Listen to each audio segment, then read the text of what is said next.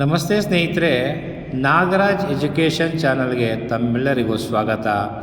ಇವತ್ತಿನ ಈ ವಿಡಿಯೋದಲ್ಲಿ ದ್ವಿತೀಯ PUC ಎಕನಾಮಿಕ್ಸ್ ಈ ವಿಷಯದ ಕುರಿತಾದ 2023 ಮಾರ್ಚ್ ತಿಂಗಳಲ್ಲಿ ನಡೆದಂತಹ ಪ್ರಶ್ನೆ ಪತ್ರಿಕೆಯೊಂದನ್ನು ಈ ವಿಡಿಯೋ ಮುಖಾಂತರ ತಮಗೆ ತಲುಪಿಸುವ ಪ್ರಯತ್ನವನ್ನು ಮಾಡ್ತಾ ಇದ್ದೇನೆ.